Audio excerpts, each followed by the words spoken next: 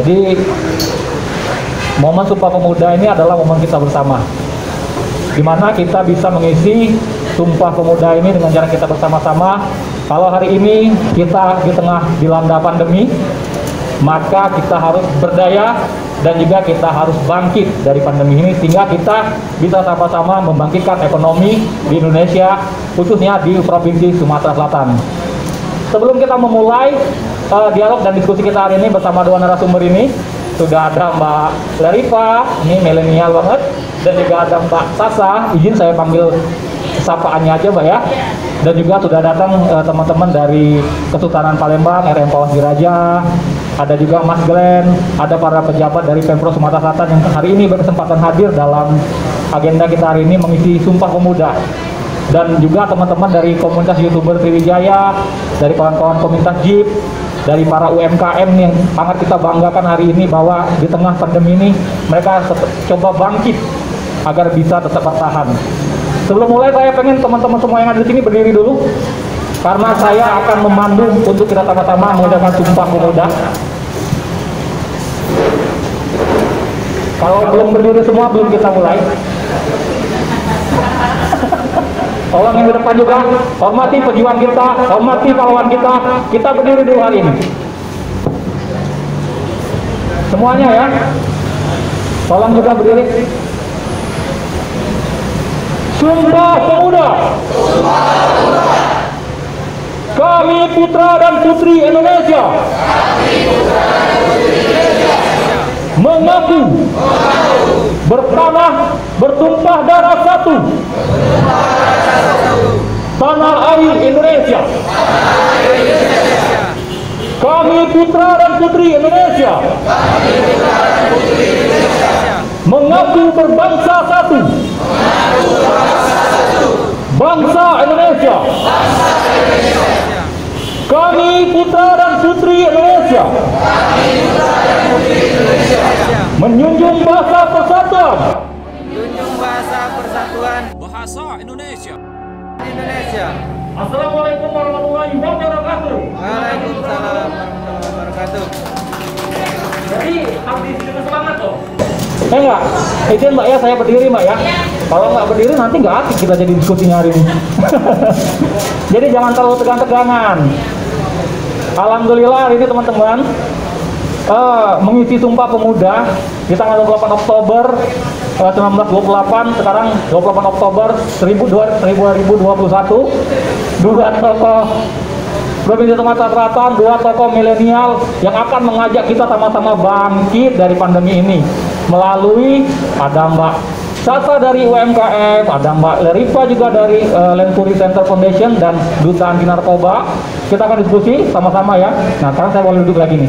Ya, ada juga Ki Edi Susilo di sini dari Institut Berdaya. Mbak, ke Mbak Sasa dulu. Wah, ini asik nih kayaknya nih Mbak Sasa. Kalau soal UMKM ini sangat terdampak sekali karena pandemi COVID, Mbak. Mbak, saya mau nanya sama Mbak Sasa nih Mbak. Pandemi COVID sejak tahun 2020 sampai sekarang tahun 2021 menginjak kedua tahun Mbak. Ekonomi di Sumatera Selatan sangat terpuruk. Alhamdulillah hari ini muncul generasi muda, generasi milenial yang memperhatikan fokus di skala UMKM ini. Saya pengen nanya sama Mbak Sasa, langkah awal yang Mbak Sasa lakukan ini Mbak sebagai generasi muda yang peduli terhadap UMKM itu seperti apa? Silakan Mbak. Assalamualaikum, terima kasih. Kalau dari saya kepada para pemuda dan para pelaku UMKM itu ingin saya mengubah mindset ya, dari fixed mindset menjadi growth mindset. Jadi kita itu tidak di dalam era pandemi ini jadi memikirkan segala sesuatu itu tidak mengalami kesulitan begitu. Jadi kita bagaimana pikiran kita agar kita dapat berinovasi dengan produk-produk unggulan kita agar dapat kita pasarkan di luar seperti itu. Itu dulu kalau dari saya, inovasi itu sendiri. Iya. Kita ke Mbak Leriva. Mbak Leriva ini duta anti narkoba, lebih kepada Lempori Foundation. Mbak, ekonomi kreatif harus juga digalakkan dong.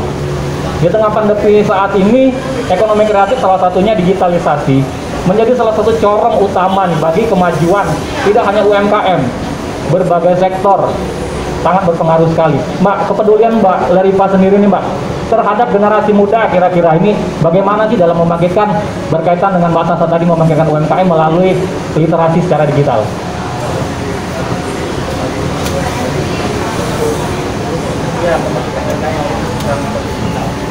Jadi menurut saya apa yang kita sebagai pemuda bisa lakukan yaitu kita saling menyemangati satu sama lain, yaitu bahwa maupun juga bisa bekerja sama. Jadi di masa yang terpuruk ini semuanya pasti terdampak.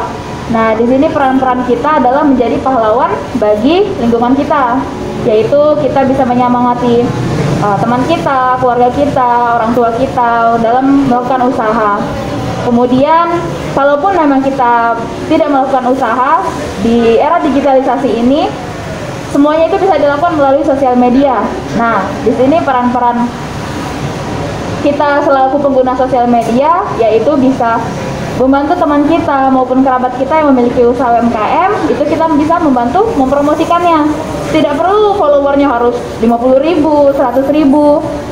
Tapi walaupun follower kita berapapun itu, asal ada yang melihat, kita sudah membantu. Seperti itu. Oke, ini pembuka dari dua milenial kita nih udah kelihatan nih bahwa diskusi kita hari ini asik. Artinya kenapa? Ada kepedulian secara dekat dari dua generasi kita ini terhadap kemajuan ekonomi. Dari sisi Mbak Sasa, bagaimana sih kita memberdayakan UMKM ini agar bangkit? Dari Mbak Leripa, bagaimana kita melakukan pembinaan terhadap ekonomi kreatif ini biar bisa menjadi corong untuk membangkitkan ekonomi dari UMKM ini. Kita ke GED dulu.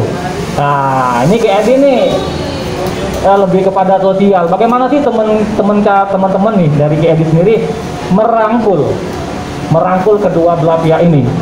Tidak hanya dari pelaku usahanya, tetapi juga merangkul pemerintah dan kawan-kawan. Ini ada dua ini yang kita bisa rangkul. Bagaimana GED?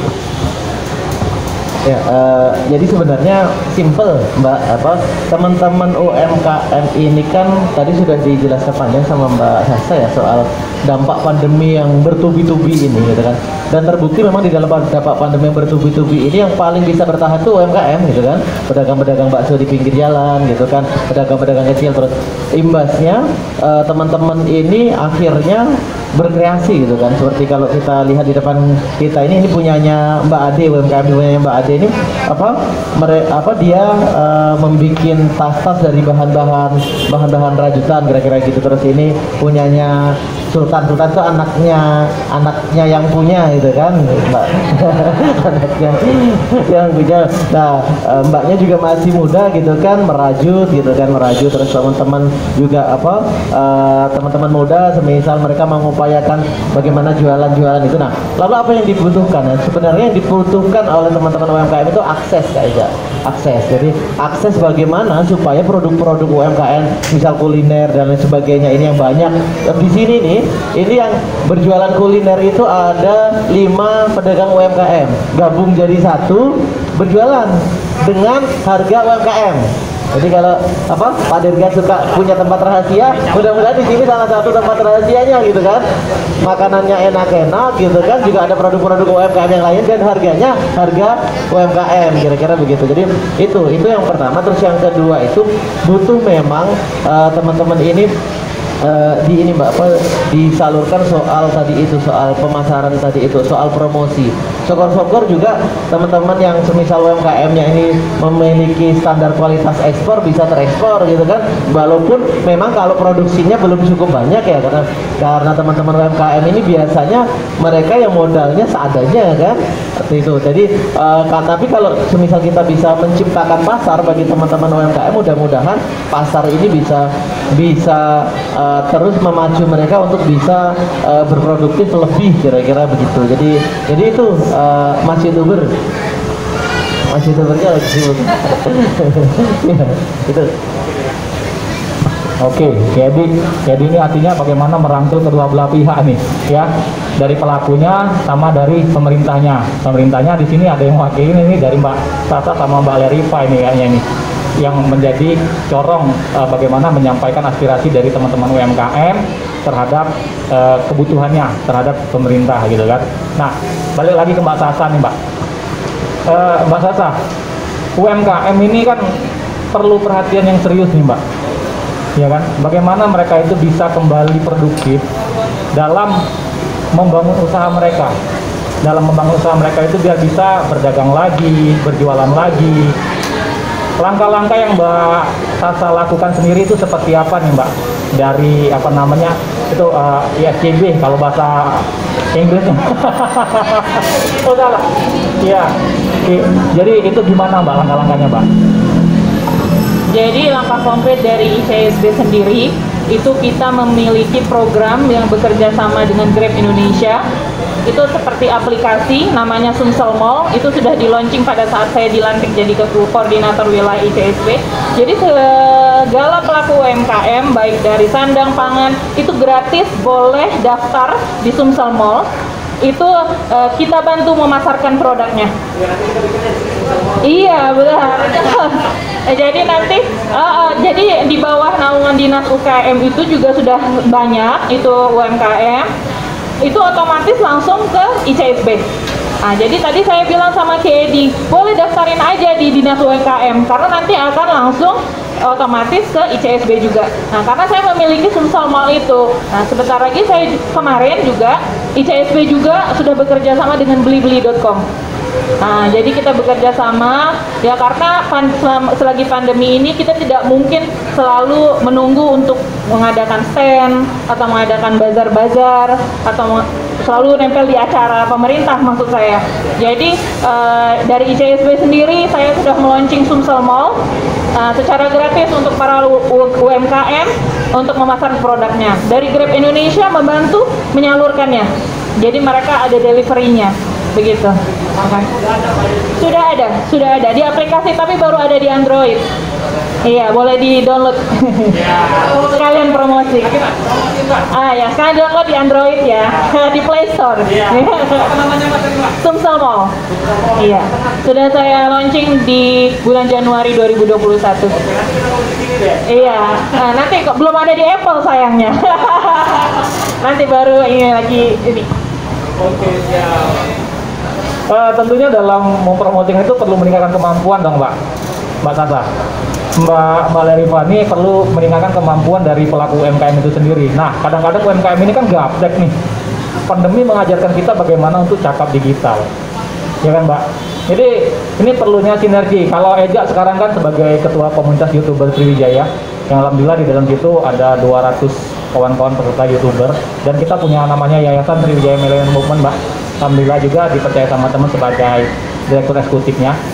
Tadi nanti kita bisa lebih ini. Nah itu salah satunya bentuk perhatian kita nih Mbak. Kita pengen bahwa di sini ada kepedulian dari generasi milenial merangkul yang sudah kita bangun saat ini Mbak Lerifa sendiri.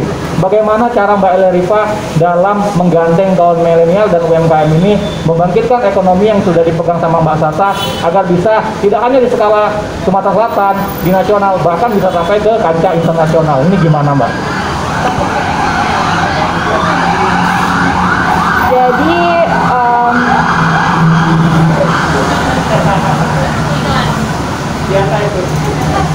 Jadi di sini juga saya hadir mendampingi Mbak Sasa.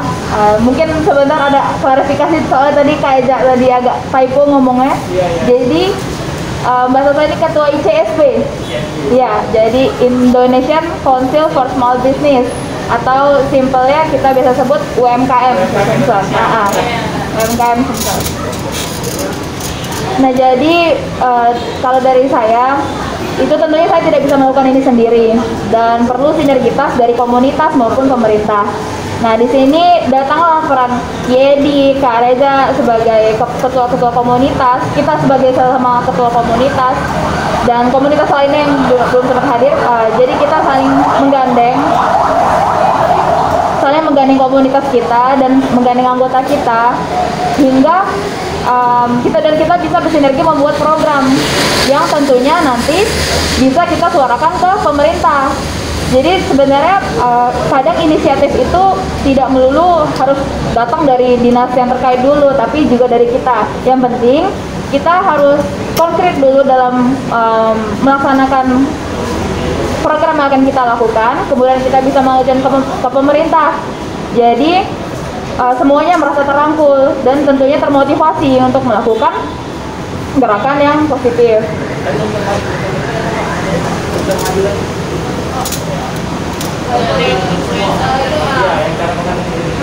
Nah, contohnya ada program Gerakan Sumsel Maju.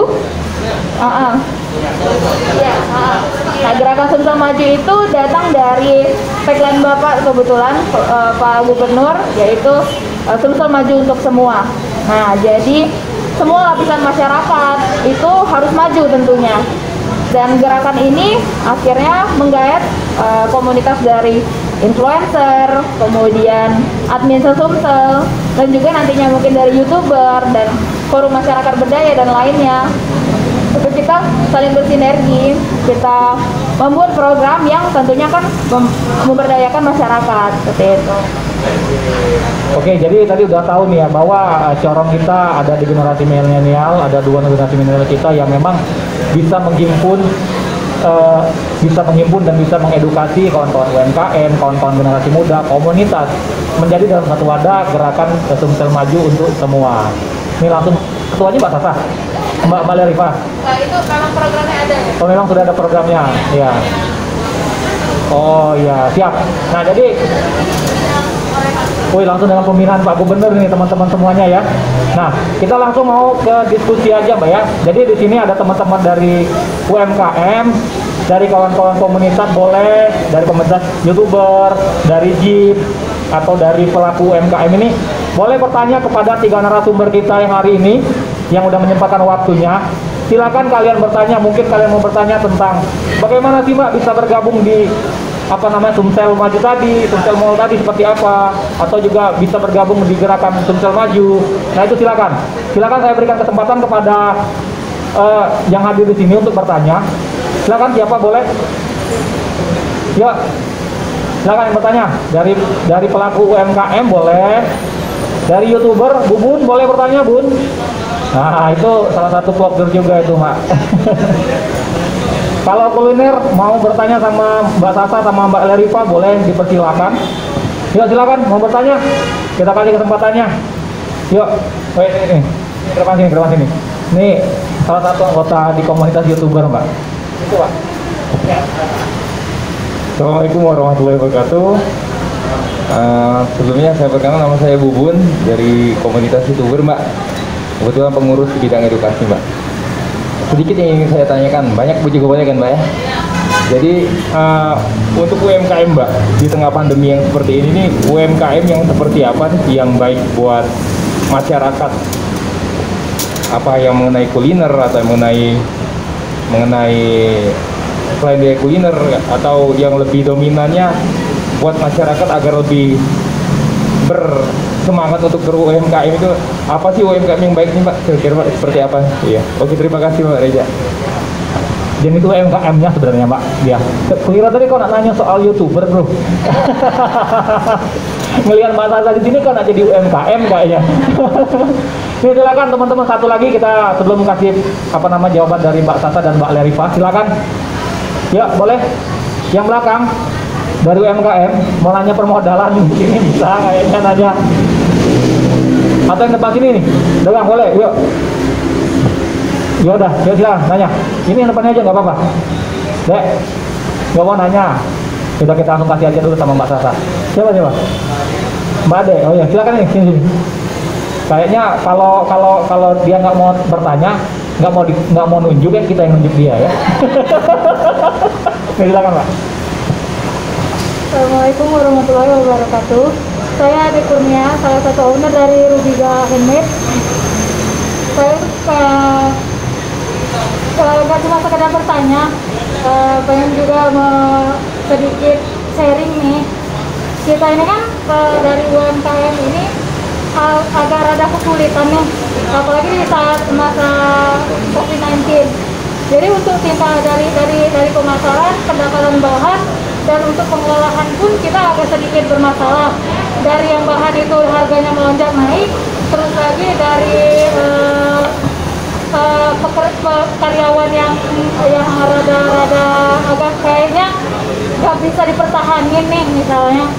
Nah itu dari situ kita otomatis nih produksi kita menurun, sedangkan bahan itu terus meningkat naik. Bagaimana caranya untuk kita itu dari UMKM ini diberi kemudahan untuk masalah-masalah tersebut, mulai dari bahan gitu. Soalnya kayak bahan baku di Palembang ini untuk beberapa kain khas Palembang ini pertama sulit didapat, terus lagi harganya yang lumayan tinggi. Kalau kita produksi otomatis menjadi harga yang lebih naik lagi, sedangkan konsumen itu menginginkan harga yang relatif lebih murah. Jadi kita itu sebagai konsumen pedagang UMKM inginnya memajukan khas dari Palembang, kain-kain khas, tapi kita terkendala dari pengrajin yang nggak bisa kita lobby gitu. Nah itu saja, makasih Mbak. Oke siap, makasih Mbak. Langsung ke Mbak Sasa ya. Untuk pertanyaan pertama, saya sebagai wira swasta juga, saya punya 3 kunci sukses dalam hidup. Itu dari awal saya berbisnis itu ayah saya selalu mengajarkan dan mengatakan bahwa yang pertama adalah kejujuran, konsekuen dan konsisten. Jadi untuk para pelaku UMKM itu kita tidak bisa memaksakan diri kita harus mengikuti passion kita sendiri. Jadi misalnya kita memang memiliki keahlian di bidang rajut misalnya, lebih baik kita membidangi memang yang sudah menjadi keahlian kita sendiri. Jadi kita konsekuen bahwa kita menjual rajut kita, nanti kita bisa berinovasi untuk membuat misalnya dari tas atau dari bikin tas atau bikin topi atau bikin kerajinan lain yang terbuat dari rajut, misalnya taplak meja begitu.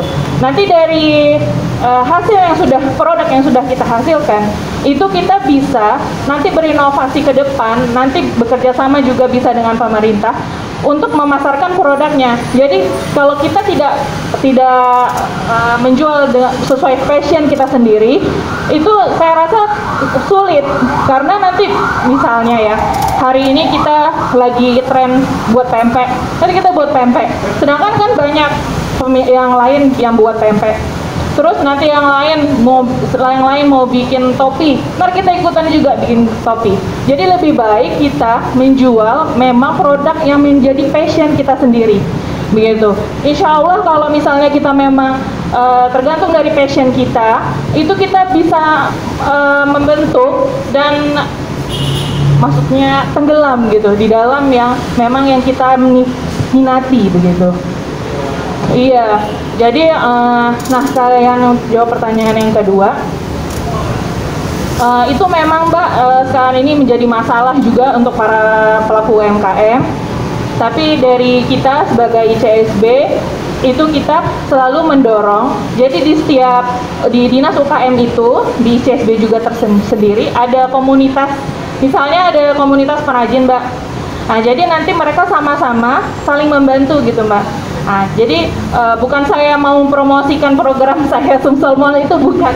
Tapi memang selama saya sudah hampir 1 tahun ini menjadi ketua ICSB ini, itu memang misalnya dari kayak ada komunitas pangan, misalnya ada kayak yang makanan-makanan dari misalnya Bunda Raya, itu mereka memang saling membantu Mbak, begitu. Jadi nanti mereka bisa sharing.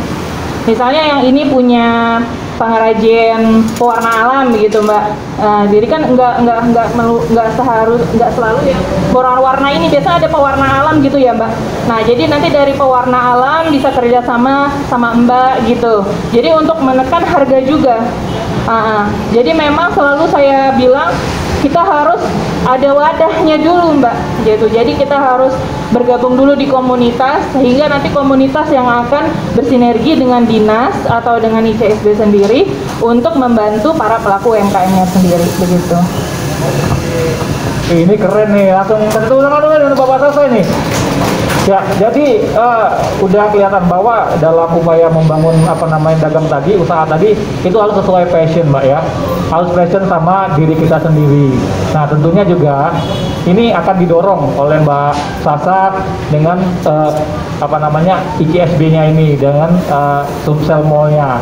Jadi teman-teman bisa melihat seperti apa sih prospek masa pandemi ini, berdagang seperti apa.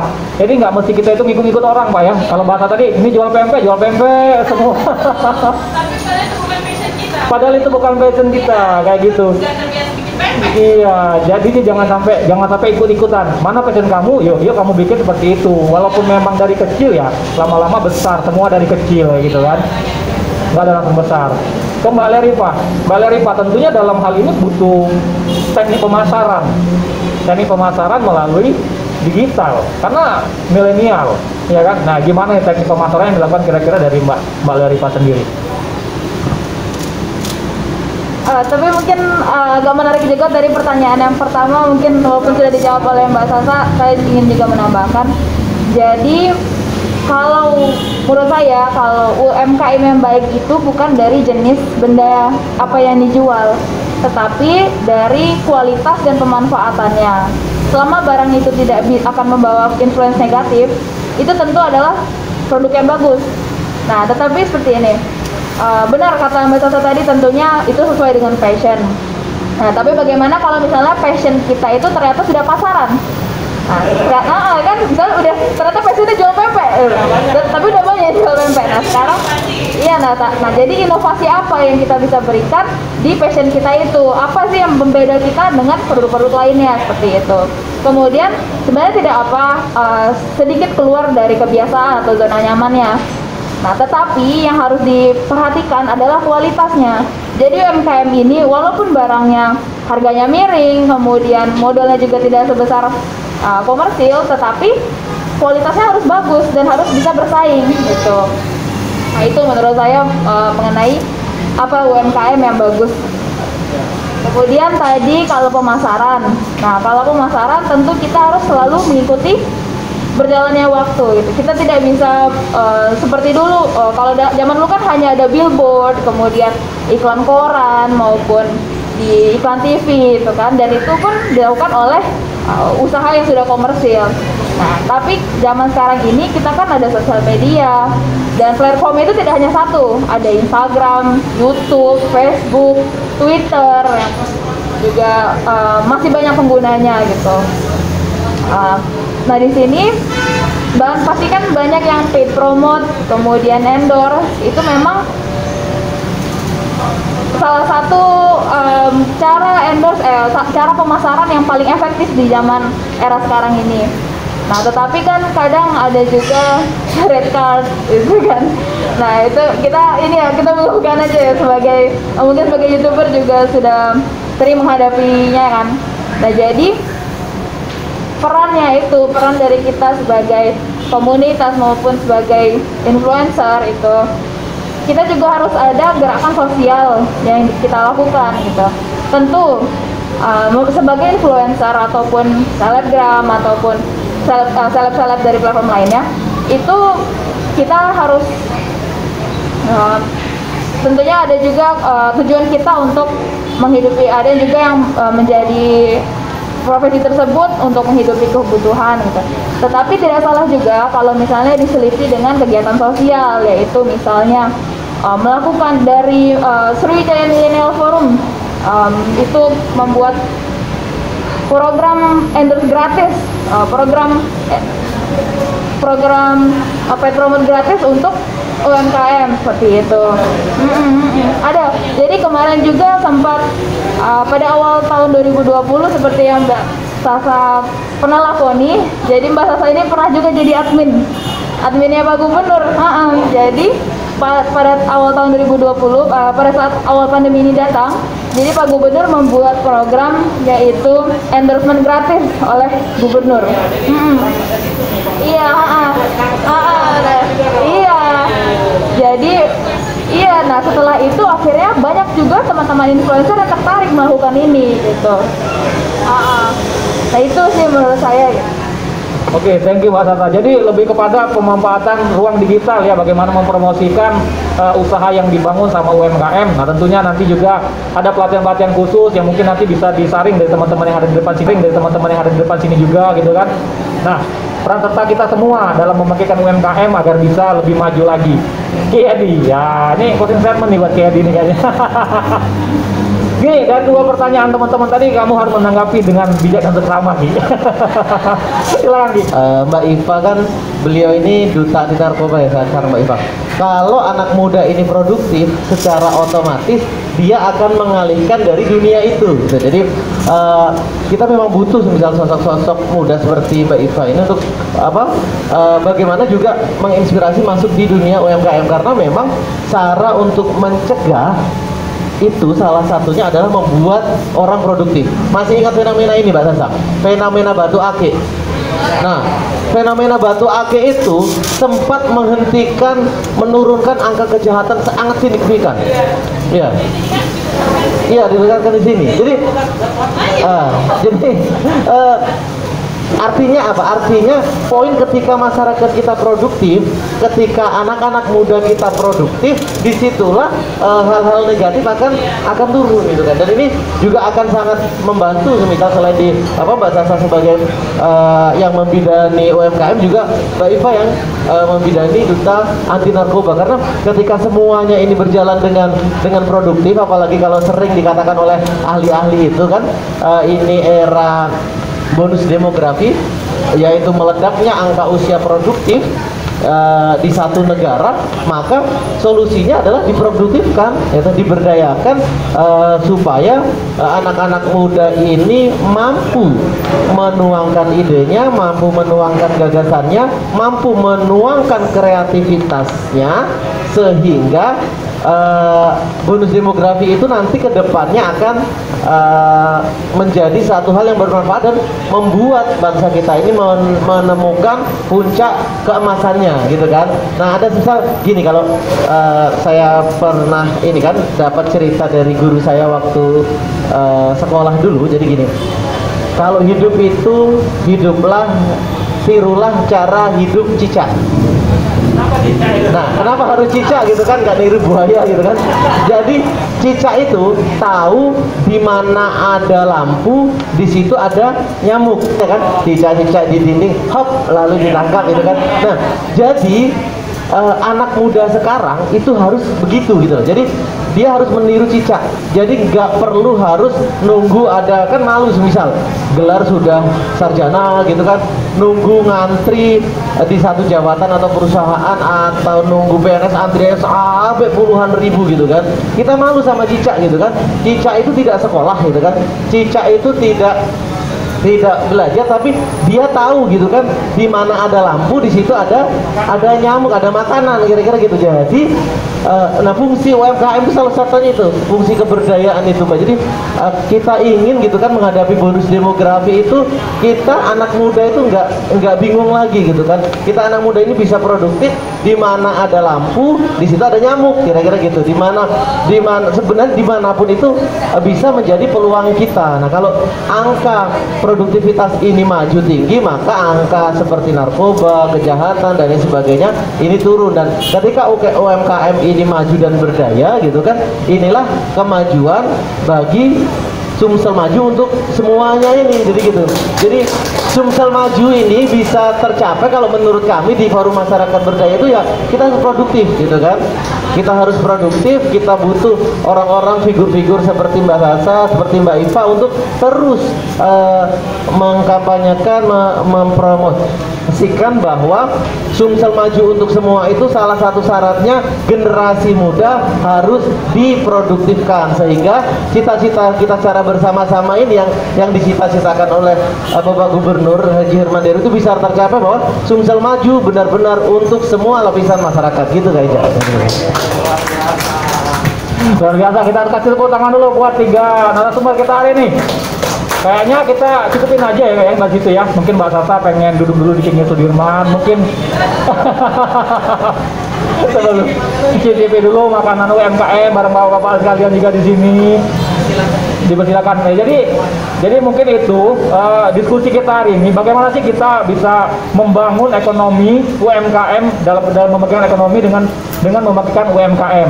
Tentunya juga produktivitas itu tidak lepas dari generasi milenial yang cakap digital. Jadi dua-duanya sini perlu kita kolaborasikan.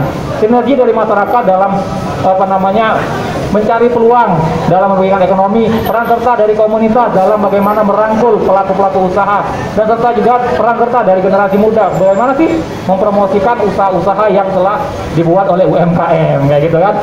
Oke, saya rasa itu saya ditambah lebih. Terima kasih dan sampai jumpa lagi di ngobrol bareng Mbak Sasa dan Mbak Leriva. Mungkin nanti saya ajak ngobrol di channel saya kayaknya nanti nih. Wassalamualaikum warahmatullahi wabarakatuh. Terima kasih Kak. Ya, oke.